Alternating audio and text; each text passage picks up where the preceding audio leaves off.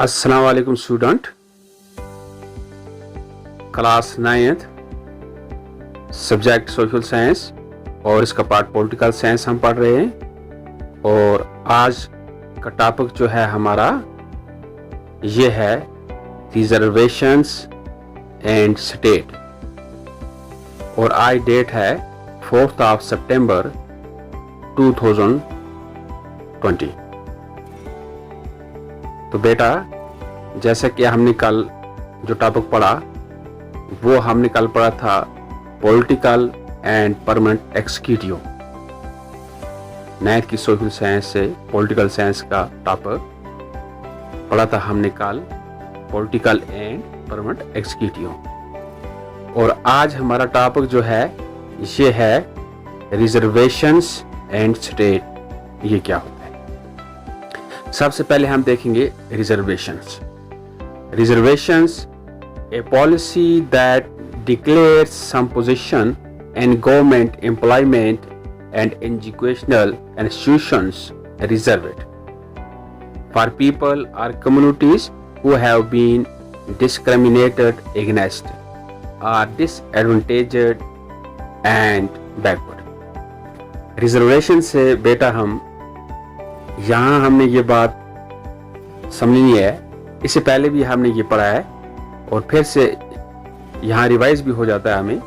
Reservation जो होती है ये एक टोटल सोसाइटी के अंदर कुछ मखसूस तबके होते हैं समाज के, जिनको ये रिजर्वेशन दी जाती है। फॉर एग्जाम्पल हम टोटल में कुल में मिला के बात करते हैं कि हमारी जनरल सोसाइटी जो है इंडिया की, इसमें हम देखते हैं कोई ऐसे लोग हैं जो weaker section of the society हैं, वो एजुकेशन हासिल नहीं कर सकते इतना, वो फाइनेंशियली कमज़ोर होते हैं और वो इलाके के हिसाब से भी पिछड़े हुए होते हैं। तो इस किस्म के जो लोग हैं इनको गवर्नमेंट की तरफ से जिस वक्त कॉन्स्टिट्यूशन लिखा गया तो कॉन्स्टिट्यूशन में इन लोगों के लिए वहां एक खास कोटा रखा गया कि इससे ये साबित हो जाता है कि इन डेमोक्रेसीज, इन मॉडर्न डेमोक्रेसीज, जहां तक मॉडर्न डेमोक्रेसीज का ताल्लुक है, उसमें जो लोग अमीर हों, गरीब हों, कमजोर हों, स्ट्रांग हों, उन सब को लेके चलना होता है। तो वहां कॉन्स्टिट्यूशन में इस चीज की गुंजाइश रखी गई कि समाज के जो कमजोर तबके हैं उनको भी आगे आने का मौका मिले। तो इनके लिए वहां पे स्पेशल कोटा रखा गया, उस कोटे को हम कहते हैं रिजर्वेशन। फॉर एग्जांपल हमारी सोसाइटी के अंदर एक ग्रुप है, कमजोर है, वो कमजोर तबके के लोग हैं, फाइनेंशियली कमजोर हैं, वो एजुकेशनली कमजोर हैं, वो बाकी जो रस्म रिवाज हैं उनमें वो पीछे हैं, उनको समाज ने शेड्यूल कास्ट रिजर्वेशन जो है उनके लिए रखी है, शेड्यूल कास्ट दर्जे में उनको रखा है। होगी एक रिजर्वेशन। इसी तरीके से दूसरी हमारा जनरल सोसाइटी के अंदर एक और सेक्शन है, वो हमारे गुजर बकरवाल होते हैं, उनके लिए है, उनको हम कहते हैं एसटी यानी कि शेड्यूल ट्राइब।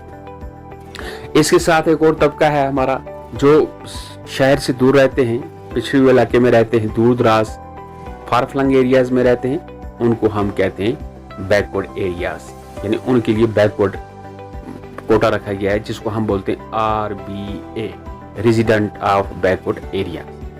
ये जो सभी समाज के अंदर ये कमजोर तबका जो है, तबका जात के लोग हैं, इनके लिए जो स्पेशल कोटा रखा गया है, चाहे वो लेजिस्लेचर हो, चाहे वो एजुकेशन में भी रखा गया है, अपॉइंटमेंट में भी रखा गया है, हर एक जगह में उनके लिए स्पेशल कोटा रखा गया है और उनको इस रिजर्वेशन के तहत अलग मराद मिलती है। चाहे उनके बच्चे एजुकेशन में पढ़ते हैं, वहां भी उनको मराद मिलती है, वो गवर्नमेंट डिपो से कुछ राशन हासिल करते हैं, राइस, आटा, शुगर, वहां भी उनके लिए उनको राहत मिलती है, उनको वहां भी क्या है कंसेशन है।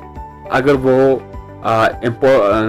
उनके लिए जो एम्प्लॉयमेंट है, एम्प्लॉयमेंट भी उनमें भी उनके लिए क्या है रिलैक्सेशन है। तो मतलब हर एक जो गवर्नमेंट की तरफ से मराद दी जा रहे हैं उनमें उन लोगों के लिए क्या होती है कंसेशन होती है। तो ये है हमारी रिजर्वेशन।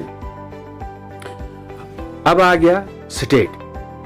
अब देखना हमें स्टेट क्या होता है। State, political association occupying a different territory, having an organized government and possessing power to make domestic and foreign policies. Governments may change, but the change continues.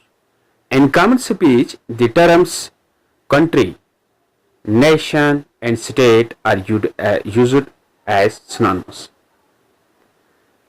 अब स्टेट यही होती है।